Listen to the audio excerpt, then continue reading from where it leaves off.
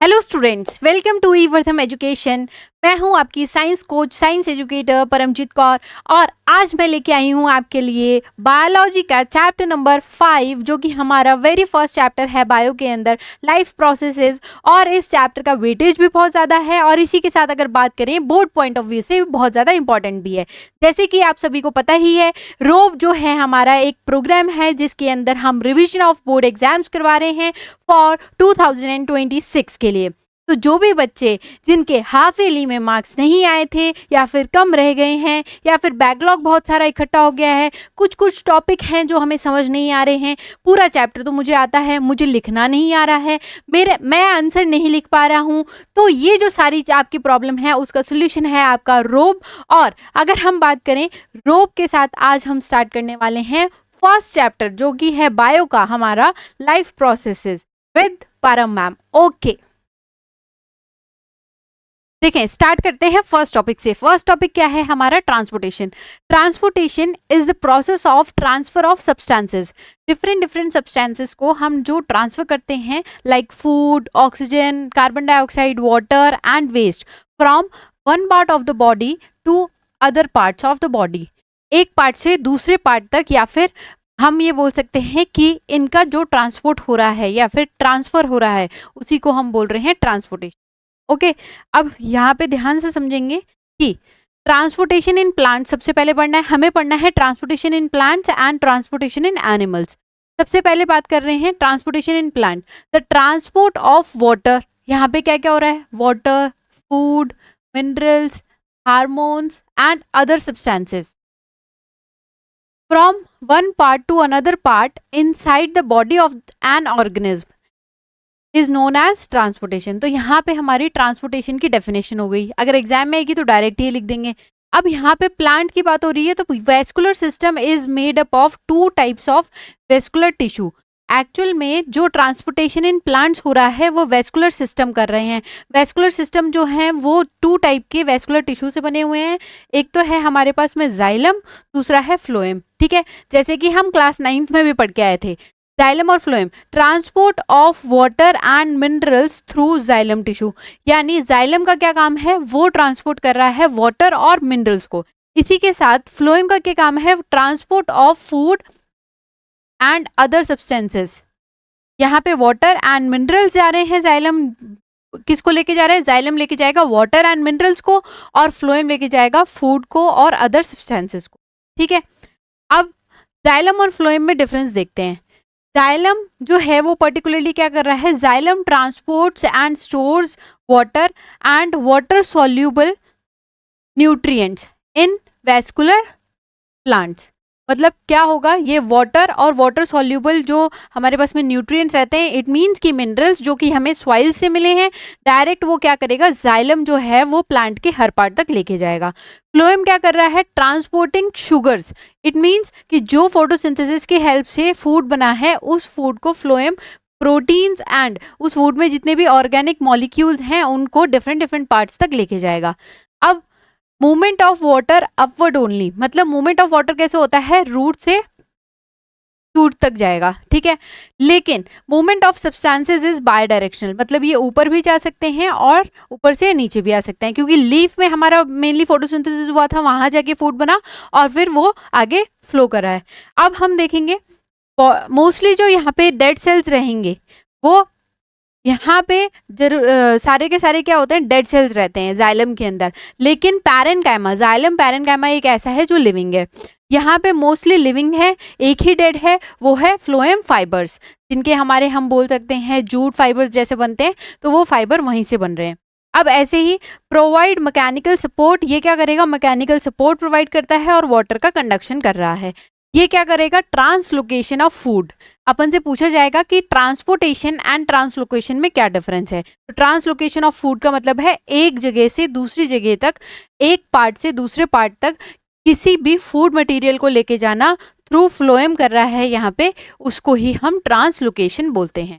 ठीक है, अब देखते हैं आगे ट्रांसपीरेशन क्या है। ट्रांसपीरेशन जैसे कि हमने पहले भी पढ़ा था, transpiration the loss of water in the form of water vapour. मतलब प्लांट क्या कर रहा है? वाटर का लॉस करेगा क्योंकि एक्सेसिव वाटर हो गया है उसके पास में, वाटर वेपर की फॉर्म में उसको एरियल पार्ट्स ऑफ प्लांट से निकालेगा, जिसको हम बोलते हैं ट्रांसपीरेशन। और अगर हम बात करें transpiration mainly occurs through stomata, mainly stomata के थ्रू होता है 80 to 90%, but it may also occur through cuticles and lenticels, इनसे भी होता है। अब जैसे यहाँ पे हमें एक प्लांट दिख रहा है, एक्सेसिव वाटर दिया, यहाँ से धीरे धीरे वाटर जो है वो ऊपर गया, और क्या होगा, सरफेस से जितने भी एरियल पार्ट्स रहेंगे उनसे क्या होगा, उनसे फटाफट से वाटर वेपर की फॉर्म में ट्रांसपीरेशन हो रहा है, जैसे कि आपको यहाँ पे दिख रहा है। यहाँ पे ये ऐसे ऐसे करके वाटर वेपर्स बन रही हैं। ओके, तो हम बोल देंगे कि ट्रांसपीरेशन ये प्रोसेस है। अब समझेंगे कि एक्चुअल में कौन कौन से ऐसे फैक्टर्स हैं जो ट्रांसपीरेशन की रेट को अफेक्ट करते हैं। जैसे पहले हम बात करें एटमॉस्फेरिक ह्यूमिडिटी, अगर एटमॉस्फेरिक ह्यूमिडिटी रहेगी तो इवेपोरेशन कम हो जाएगा, इट मीन्स कि वाटर वेपर का फॉर्मेशन कम हो जाएगा, ट्रांसपीरेशन कम हो गया। ठीक है, it increases then transpiration decreases. Okay, temperature अगर इंक्रीज करेंगे तो ट्रांसपीरेशन भी इंक्रीज होगा। ओके, अगर लाइट इंक्रीज होगी, लाइट मतलब सनलाइट अगर इंक्रीज कर देंगे तो भी ट्रांसपीरेशन रेट इंक्रीज हो जाएगा। विंड वेलोसिटी अगर इंक्रीज करेंगे तो ट्रांसपीरेशन रेट भी इंक्रीज हो जाएगा। अब हम समझेंगे कि particularly transportation of food, it means कि ट्रांसलोकेशन। ट्रांसलोकेशन क्या होता है, हमसे ये भी पूछा जा सकता है, it is very important question कि ट्रांसपीरेशन एंड ट्रांसलोकेशन में क्या डिफरेंस है। तो याद रखेंगे, sugar and other substances, sugar it means कि glucose, sugar and other substances are translocated from site of synthesis, it means कि जहाँ वो बने थे उसको हम बोलते हैं source, to the other part of the plant that is sink through the phloem, phloem के थ्रू ये जाता है। Transport of food from leaves to different part of the plant is known as translocation, उसी को हम translocation बोल रहे हैं। जैसे यहाँ देखें, यहाँ पे अगर हम बात करें सोर्स क्या है, सोर्स हमारा लीफ है, लीफ ने आपका फूड बनाया था, तो ये तो हो गया सोर्स, ये सोर्स की तरह एक्ट करेगा, हम बोलेंगे यहाँ पे है सोर्स। और यहाँ से आपका जो फूड है वो ऊपर भी जाएगा, यहीं से वो नीचे भी जा रहा है, तो सिंक की तरह एक्ट करने वाले वो सारे पार्ट हैं जहाँ पे ये फूड ट्रांसलोकेट हो रहा है, ये भी सिंक बन जाएगा, और आगे जो भी यहाँ पे प्लांट के पार्ट रहेंगे वो भी सिंक बन जाएंगे जहाँ से ये जा रहा है। ठीक है, याद रख लेंगे, सोर्स वो है जहाँ पे सिंथेसिस होता है, सिंक वो है जहाँ तक लेके जा रहे हैं, और कौन से प्रोसेस से लेके जा रहे हैं, ट्रांसलोकेशन। ओके, अब देखेंगे क्वेश्चन क्या आया हुआ है। पहले अगर हम बोलें तब the process in which transport of soluble products of photosynthesis takes place in plants is known as, क्या बोलेंगे उसको, transportation of soluble products of photosynthesis। ठीक है, फोटोसिंथेसिस के जो soluble products हैं उनका ट्रांसपोर्ट क्या कहलाता है, उनका ट्रांसपोर्ट ट्रांसपीरेशन, इवेपोरेशन, कंडक्शन या फिर ट्रांसलोकेशन। जल्दी से बताएंगे, A B C D, A answer, B answer, C answer, D answer. Very good, D is the correct answer. Okay, देखो बहुत बार रिपीट हुआ है, याद रख लेंगे। अब नेक्स्ट क्या है, observe the following diagram, identify the process and its significance from the following option. यहाँ पे इस डायग्राम में मुझे ये दिख रहा है, ये वाटर है, वाटर यहाँ से जा रहा है, ये दिखा रहे हैं, वाटर यहाँ गया फिर, और यहाँ से लीफ से भी बाहर निकल रहा है वाटर वेपर की फॉर्म में। तो ये किसको दिखा रहे हैं, कौन से प्रोसेस को बता रहे हैं, जल्दी से बताएंगे इस डायग्राम से। Option A evaporation, option B transpiration, option C excretion, option D translocation. Option B, very good, option B is the correct answer, क्योंकि ये ट्रांसपीरेशन को दिखा रहे हैं, वाटर से वाटर वेपर की फॉर्म में जो है वाटर का रिलीज हो रहा है। ओके, या फिर लॉस ऑफ वाटर, तो उसी को हम बोलते हैं ट्रांसपीरेशन। अब देखेंगे ट्रांसपोर्टेशन इन एनिमल्स, हमें पढ़ना है ट्रांसपोर्टेशन इन एनिमल्स। एनिमल्स के अंदर हमारे पास में बहुत सारी वैरायटी है, इसलिए दो टाइप के सर्कुलेटरी सिस्टम प्रेजेंट होते हैं, एक रहता है ओपन सर्कुलेटरी सिस्टम, एक रहता है close circulatory system. Open circulatory system में क्या होता है, blood does not remain confined, है ना, ब्लड जो है यहाँ पे कन्फाइंड नहीं रहेगा in the blood vessels and comes in the lacunae और साइनस। ठीक है, एक कॉमन जगह पे ब्लड चला जाएगा अपने आप, ऐसा नहीं है कि वो सिर्फ और सिर्फ ब्लड वेसल्स के थ्रू जा रहा है। जबकि क्लोज्ड वाले में क्या होगा, क्लोज्ड वाले में ऐसे होगा, blood remains confined in the blood vessels, यहाँ पे ब्लड वेसल्स में रहेगा। It is found in the most of annelids, cephalopod and all vertebrates. ये एनिलिड्स, सेफेलोपोड्स क्या होते हैं, ये पर्टिकुलरली एनिमल ही हैं। एनिमल के कई सारे हमारे अलग अलग फाइलम्स होते हैं, उनके अंदर ये हैं। और वर्टिब्रेट्स में ही हम लोग आते हैं। ओके, अब ध्यान रखेंगे, अब हमें पढ़ना है ट्रांसपोर्टेशन इन ह्यूमंस। हमें सबसे पहले क्या पढ़ना है, ट्रांसपोर्टेशन इन ह्यूमंस। ठीक है, हमने एनिमल्स का देख लिया, अब हमें देखना है transportation in humans. Transportation in humans की बात करें तो यहाँ पे blood circulatory system and lymphatic system होता है। ये हमारा ब्लड सर्कुलेटरी सिस्टम है, जिसमें क्या हो रहा है, ब्लड जो है वो सर्कुलेट करेगा। ये हमारे पास में लिम्फेटिक सिस्टम होता है, जिसमें लिम्फ एक टिश्यू फ्लूइड है जो कि क्या करेगा, सर्कुलेट करता है, और वो भी क्या करेगा, अलग अलग चीजों को लेके जाएगा, अलग अलग सब्सटेंसेस को एक जगह से दूसरी जगह पे लेके जाएगा, पूरी बॉडी में ट्रैवल करवाने का काम करेगा। अब हम देखते हैं कि ब्लड सर्कुलेटरी सिस्टम क्या है। The blood circulatory system is the main transportation system. इसको main transportation system of the human body बोला गया है। In the human blood circulatory system is consist of heart, blood and blood vessels. ये तीनों एक साथ मिलकर के काम करेंगे तो हमारे पास में क्या आ जाएगा, हमारे पास में ब्लड सर्कुलेटरी सिस्टम आ जाएगा। ठीक है, अब ध्यान रख लेते हैं, देखिए ह्यूमन सर्कुलेटरी सिस्टम या फिर हम बोलें ब्लड सर्कुलेटरी सिस्टम में क्या है। Blood circulatory system is the main transportation system of the human body. Human body का मेन ट्रांसपोर्टेशन सिस्टम जो है वो ही हमारा ब्लड सर्कुलेटरी सिस्टम है। In the human blood circulatory system is consist of heart, blood and blood vessel. मतलब इन तीनों चीजों से मिल करके ये हमारा ब्लड सर्कुलेटरी सिस्टम बना हुआ है। ठीक है, अब ये तीनों एक साथ काम करेंगे। अब एक्चुअल में जो हमारे पास ब्लड है, ब्लड की भी कुछ पार्ट्स होते हैं। ब्लड कैसे बना है ना, ब्लड के जो कंपोनेंट्स हैं उनकी बात करते हैं। पहला है प्लाज्मा और एक है ब्लड सेल्स। प्लाज्मा की अगर बात करें, ब्लड के अंदर प्लाज्मा है 55 to 60%, और जबकि हमारे पास में ब्लड सेल्स जो हैं वो 40 to 45% है। इट मीन्स कि ज़्यादा रेशो प्लाज्मा का है। अब प्लाज्मा जो है वो एक फ्लूइड पोर्शन है ब्लड का, जिसके अंदर क्या होता है 91 to 92% वाटर रहेगा, और एल्ब्यूमिन रहेगा, ग्लोबुलिन रहेगा, ये प्रोटीन्स हैं, हार्मोन्स रहेंगे एंड क्लॉटिंग फैक्टर्स रहेंगे।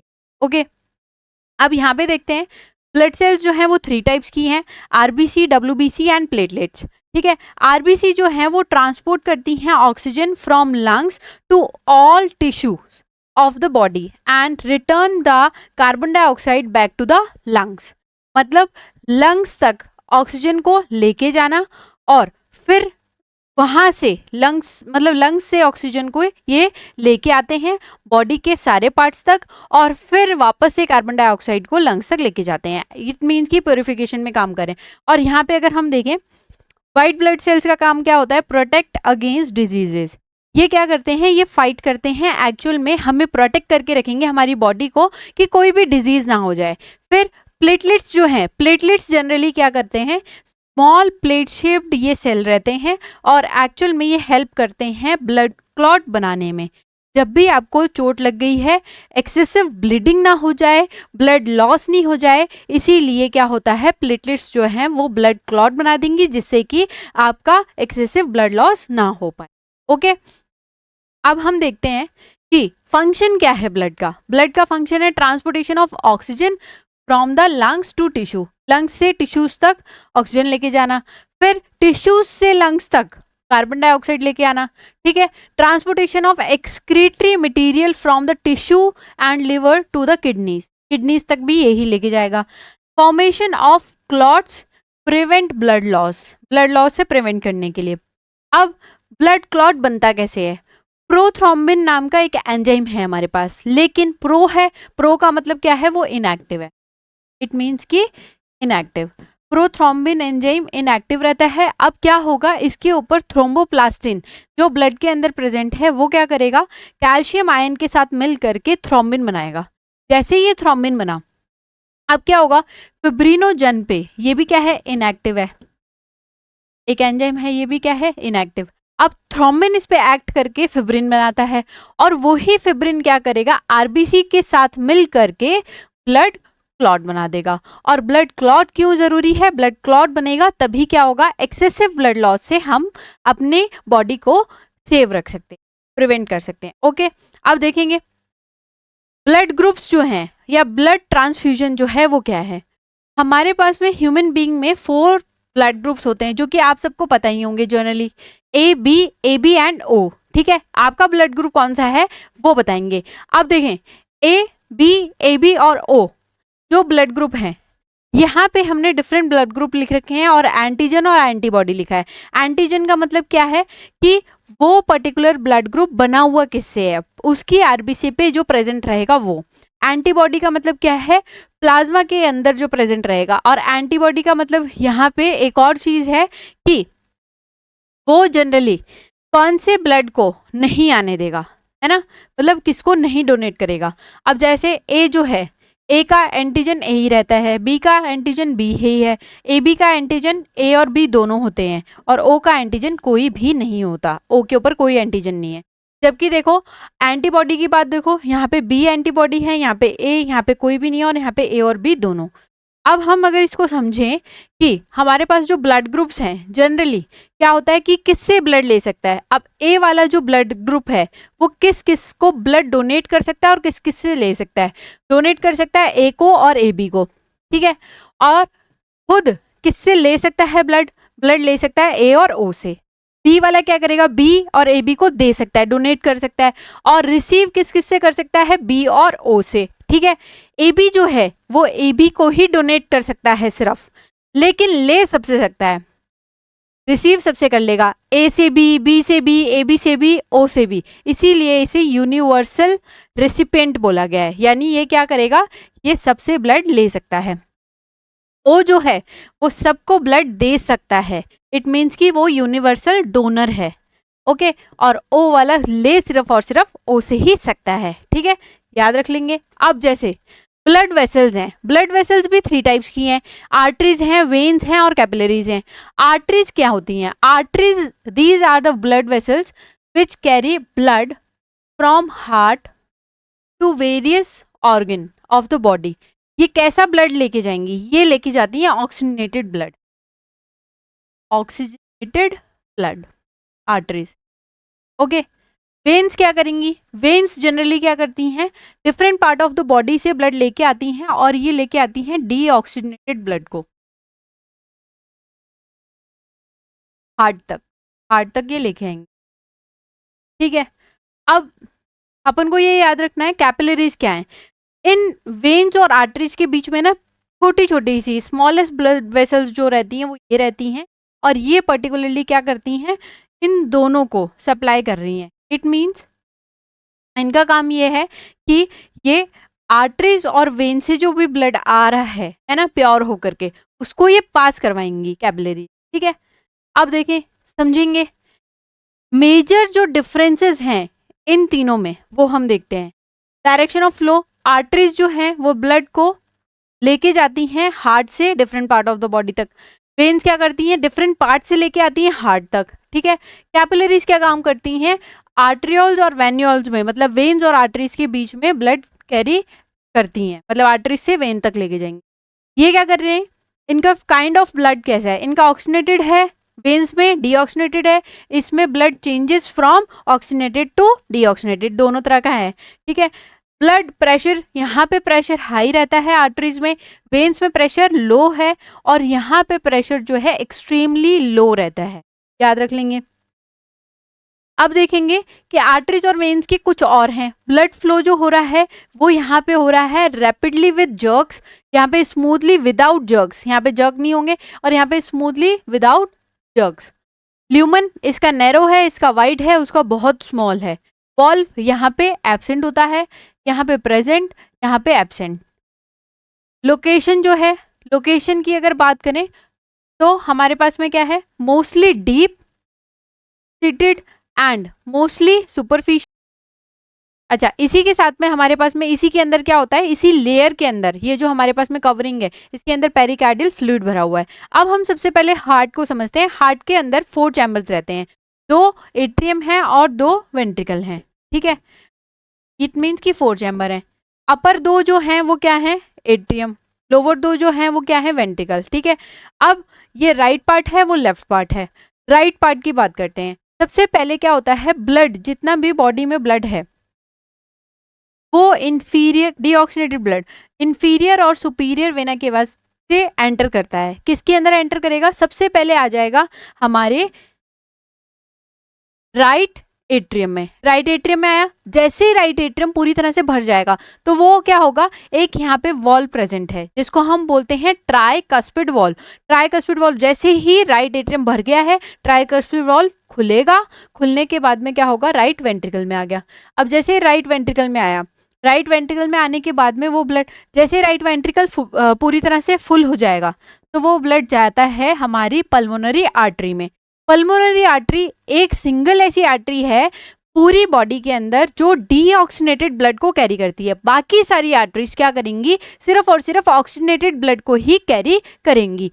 अब जैसे ये डीऑक्सीनेटेड ब्लड गया, अब ये डीऑक्सीनेटेड ब्लड जो है लंग्स के पास जाकर के क्या करता है, वहां पे डिफ्यूजन के प्रोसेस से CO2 सारा दे देगा, O2 वहां से लेके आएगा और फिर आ जाएगा पल्मोनरी वेन में। अब पल्मोनरी वेन के थ्रू वो एंटर करता है हमारे लेफ्ट एट्रियम में। लेफ्ट एट्रियम में जैसे ही आया, अब लेफ्ट एट्रियम भी जैसे भर जाएगा पूरा तो क्या होगा, यहाँ पे भी एक वॉल्व प्रेजेंट है, उसका नाम है मिट्रल वॉल्व या फिर बाइकस्पिड वॉल्व भी उसको ही बोल सकते हैं। अब मिट्रल वॉल्व जैसे ही ओपन हुआ तो वो आ गया हमारे लेफ्ट वेंट्रिकल में। लेफ्ट वेंट्रिकल जैसे ही फुलफिल होता है तो वो जाता है एओर्टा में। अब ये एओर्टा जो है ये पूरे के पूरे ब्लड को लेके जाएगा बॉडी तक। तो ऐसे करके बॉडी से ब्लड आया था डीऑक्सीनेटेड, ऑक्सीनेटेड ब्लड वहां पे चला गया। तो ये हार्ट का मेन फंक्शन है। ओके, अब याद रखेंगे कि हमारे पास में जो हार्ट है उसका स्ट्रक्चर अभी जैसे मैंने एक्सप्लेन किया आपको, ठीक है। दो ऑरिकल्स रहेंगे, अपर चैम्बर जो है और लोअर चैम्बर जो है वो दो वेंट्रिकल हैं। इन दोनों के बीच में क्या होता है, एक सेप्टम प्रेजेंट होता है, inter arterial septum, inter ventricular septum, ठीक है। और इनके पास में वॉल्व भी प्रेजेंट हैं, दो तरह के वॉल्व हैं।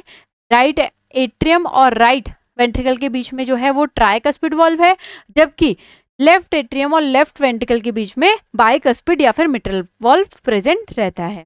याद रख लेंगे।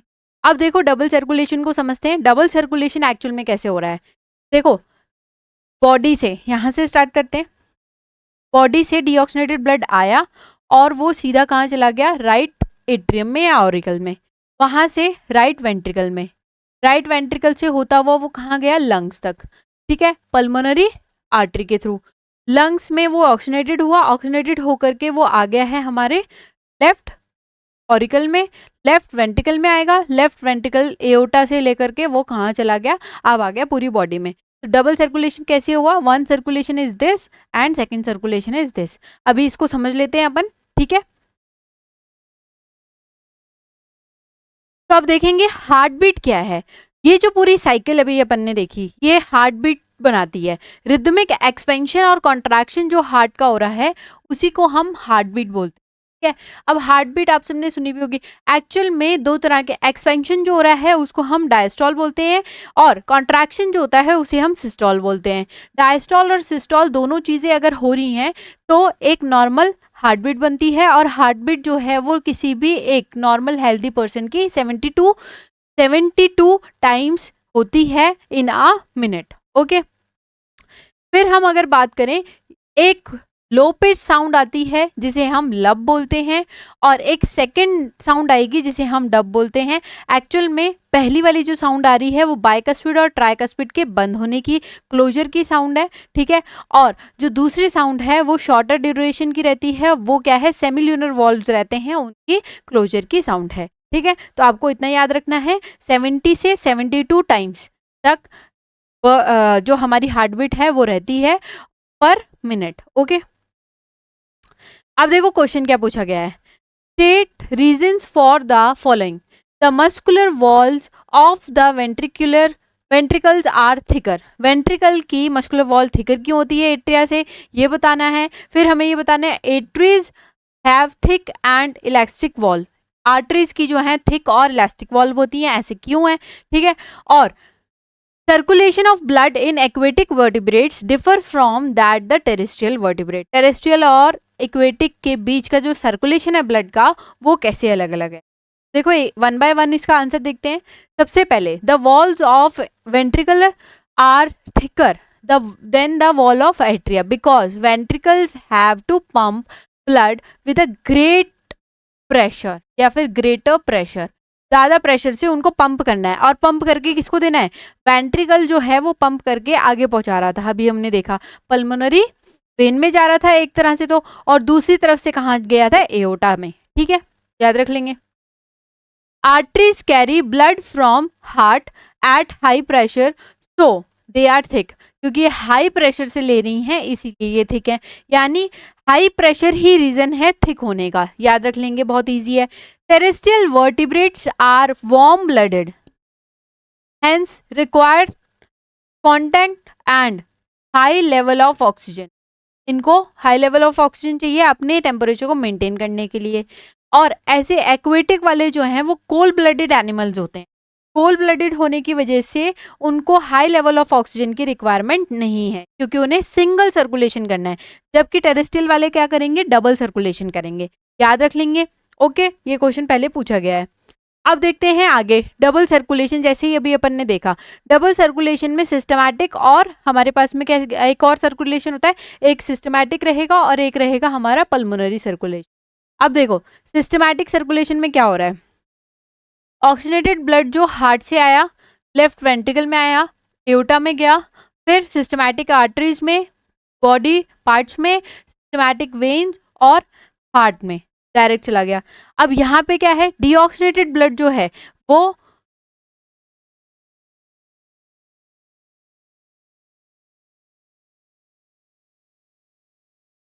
तो देखें डबल सर्कुलेशन में अपन ये समझ लेंगे कि फर्स्ट जो हमारे पास हो रहा है वो है पल्मोनरी सर्कुलेशन, सेकंड है हमारे पास सिस्टमैटिक सर्कुलेशन।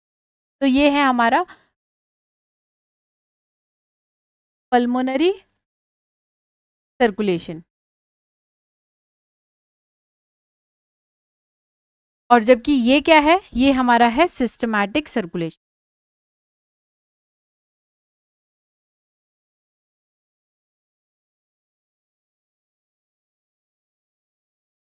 ठीक है, याद रख लेंगे। अब आपसे पूछा जाए पल्मोनरी सर्कुलेशन कहाँ से स्टार्ट हुआ था, और पल्मोनरी सर्कुलेशन जो है वो पर्टिकुलरली स्टार्ट कहाँ से हुआ था, अगर उसका कभी भी पाथवे आपको लिखना हो तो आप लिख सकते हैं कि राइट वेंट्रिकल से कौन लेके गया था ब्लड को, पल्मोनरी आर्टरी, पल्मोनरी आर्टरी लेके गई है ना, और फिर वो ब्लड लंग्स तक जाने के बाद में क्या हो गया, ऑक्सीजनेटेड कन्वर्ट हो गया, ऑक्सीजनेटेड ब्लड लेके आई है हमारी पल्मोनरी वेन और लेफ्ट ऑरिकल को आके दे दिया दिस पाथवे। और जो नीचे वाला पाथवे आपको सिस्टमैटिक का दिख रहा है वो आप देख सकते हैं।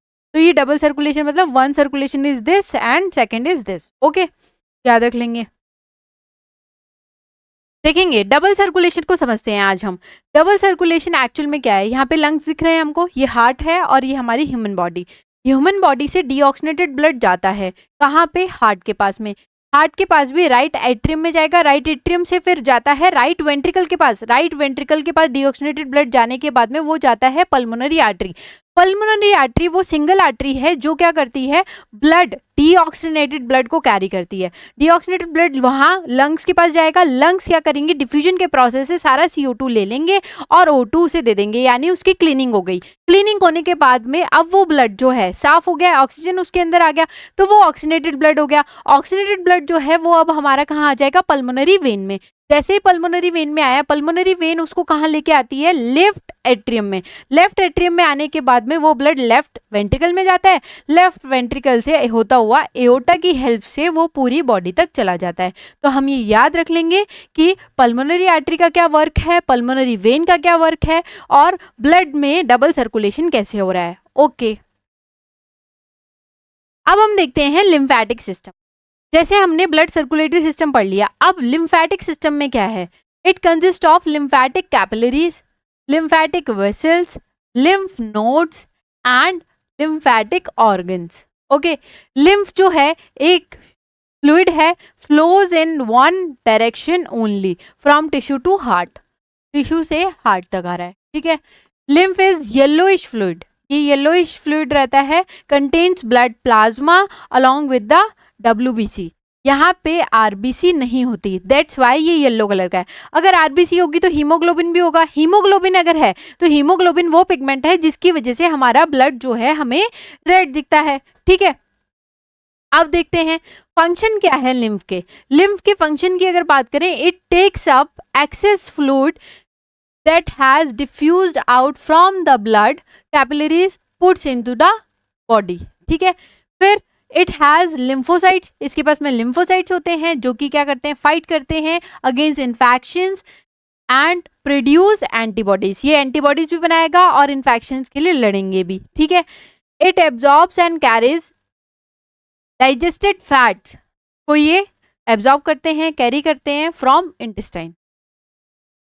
अब देखो प्रैक्टिस क्वेश्चन सॉल्व कर लेते हैं। पहला क्वेश्चन क्या है, which of the following statement is true about human heart. Human heart के लिए ट्रू बताना है, याद रख लेंगे। अब ट्रू देखते हैं, फर्स्ट क्या है, फर्स्ट स्टेटमेंट है right atrium receives oxygenated blood. Right atrium oxygenated blood को रिसीव कर रहा था, नो क्या कर रहा था, डीऑक्सीनेटेड ब्लड, तो ये हो गया गलत। अब नेक्स्ट क्या है, left atrium transfers oxygenated blood to the left ventricle which sends it to the various part of the body, ये ठीक है फिर भी। Next, right atrium receives deoxygenated blood through vena cava from the upper and the lower body, ये vena cava से receive कर रहा है ब्लड को, इतनी बात ठीक है। अपर और लोअर बॉडी, पूरी बॉडी से लेके आ रहा है, ठीक है, तो ये भी ठीक है। सुपीरियर और इंफीरियर वेना केवा थी हमारे। Left atrium transfer oxygenated blood to aorta which send it to the different parts of the body। अब देखना इन दोनों में क्या डिफरेंस है। उसने बोला था ऑक्सीनेटेड ब्लड उसने लेफ्ट वेंट्रिकल को दिया और लेफ्ट वेंट्रिकल ने वेरियस बॉडी के पार्ट तक पहुंचा दिया। ये बोल रहा है लेफ्ट एट्रियम ने ट्रांसफर किया ऑक्सीनेटेड ब्लड एओर्टा तक, नहीं वो पहले वेंट्रिकल को देगा फिर जाएगा एओर्टा के पास में, तो ये भी गलत है। अब देखते हैं बी एंड सी, ऐसा कोई ऑप्शन है जो बी एंड सी बता रहा है, yes option C is the correct answer. Now next देखेंगे, अब हमारा